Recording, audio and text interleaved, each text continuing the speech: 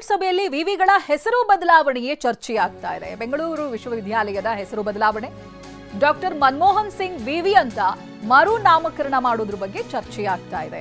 ಮರು ನಾಮಕರಣ ಮಾಡಿ ವಿಧೇಯಕಕ್ಕೆ ಸರ್ಕಾರ ಕೂಡ ಮುಂದಾಗಿದೆ. ಮನಮೋಹನ್ ಸಿಂಗ್ ಹೆಸರಿಡೋದಕ್ಕೆ ತೀವ್ರ ವಿರೋಧ ಕೂಡ ವ್ಯಕ್ತವಾಗ್ತಾ ಇದೆ. ಕ್ಯಾಬಿನೆಟ್ನಲ್ಲಿ ವಿರೋಧದ ನಡುವೆನೂ ಕೂಡ ಕ್ಯಾಬಿನೆಟ್ನಲ್ಲಿ ವಿಧೇಯಕದ ಚರ್ಚೆ ಆಗ್ತಾ ಇದೆ. ಕರ್ನಾಟಕ ರಾಜ್ಯ ವಿವಿ ತಿದ್ದುಪಡಿ ವಿಧೇಯಕ ಪ್ರಸ್ತಾವನೆ ಕೂಡ ಆಗಿದೆ. ಕ್ಯಾಬಿನೆಟ್ ಮೀಟಿಂಗ್ನಲ್ಲಿ ಸರ್ಕಾರ ಪ್ರಸ್ತಾವನೆಗೆ ತಂದಿದೆ. ತೀವ್ರ ವಿರೋಧದ ನಡುವೆ ಕೂಡ ಚರ್ಚೆಗಳಾಗ್ತಾ ಇದೆ. ಇವತ್ತು ವಿವಿಗಳ ಹೆಸರು ಬದಲಾವಣೆ ಬಗ್ಗೆನೇ ಚರ್ಚೆಯಾಗ್ತಾ ಇದೆ. ಬೆಂಗಳೂರು ವಿಶ್ವವಿದ್ಯಾಲಯದ ಹೆಸರನ್ನ ಬದಲಾವಣೆ ಮಾಡಿ ಡಾಕ್ಟರ್ ಮನಮೋಹನ್ ಸಿಂಗ್ ವಿವಿ ಅಂತ ಮರುನಾಮಕರಣ ಮಾಡಬೇಕಿದೆ. ಮರುನಾಮಕರಣ ಮಾಡಿ ವಿಧೇಯಕಕ್ಕೆ ಸರ್ಕಾರ ಕೂಡ ಮುಂದಾಗಿದೆ.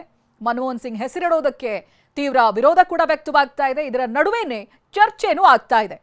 ಕರ್ನಾಟಕ ರಾಜ್ಯ ವಿವಿ ತಿದ್ದುಪಡಿ ವಿಧೇಯಕ ಪ್ರಸ್ತಾವನೆಯಾಗಿದೆ. ಕ್ಯಾಬಿನೆಟ್ ಮೀಟಿಂಗ್ನಲ್ಲಿ ಪ್ರಸ್ತಾವನೆಗೆ ತಂದಿದೆ ಸರ್ಕಾರ.